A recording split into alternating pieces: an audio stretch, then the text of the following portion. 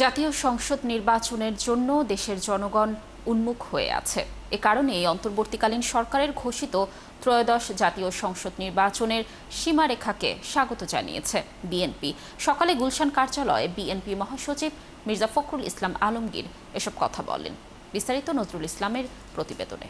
Dialogue সুবাসিত toilet cleaner, যার power plus formula টয়লেটের কোনায় কোনায় পৌঁছে 99.99% জীবন ধ্বংস করে। শেখ হাসিনার আওয়ামী লীগ সরকারের দুঃশাসন 5 আগস্ট বিকেলে জুলাই সনদ ঘোষণা এবং রাতে জাতীয় নির্বাচনের সংক্রান্ত প্রধান উপদেষ্টার ঘোষণার পরিপ্রেক্ষিতে গুলশানে বিএনপি চেয়ারপারসনের রাজনৈতিক কার্যালয়ে এই সংবাদ সম্মেলন।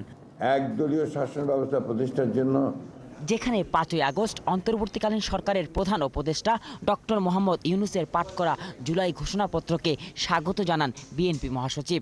বিএনপি এই ঘোষণাপত্রকে স্বাগত জানাচ্ছে। বিএনপি বিশ্বাস করে এই ঘোষণাপত্রে রাজনৈতিক দলগুলো যে অঙ্গীকার করেছে তা পালনের মধ্য দিয়ে এক নতুন গণতান্ত্রিক বাংলাদেশে রূপান্তরের কাজ শুরু হবে। লন্ডনে বিএনপির ভারপ্রাপ্ত চেয়ারম্যান জনাব তারেক রহমান ও প্রধান উপদেষ্টা প্রফেসর ডক্টর ইউনূসের বৈঠকের মাধ্যমে নির্বাচনের সময় 2026-এর ফেব্রুয়ারি মাসে যে ঘোষণা করা হয়েছে তাকে স্বাগত জানাচ্ছে।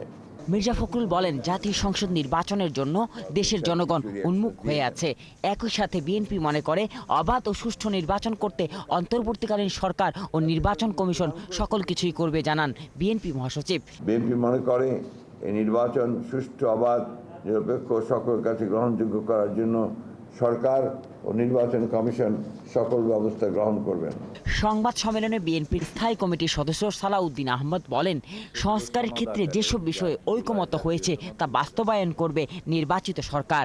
যে ঘোষণা মানে প্রধান উপদেষ্টা দিয়েছেন ঘোষণাপত্রে, যে পরবর্তী নির্বাচিত সংসদ সংবিধানের যাবতীয় সংস্কার বা সংশোধনী এগুলো বাস্তবায়ন করবে, এটাই আইনি এবং সাংবিধানিক প্রক্রিয়া। এর বাইরে অন্য কোনো প্রক্রিয়ার কথা আমাদের জানা নেই। নজরুল ইসলাম, 71, ঢাকা।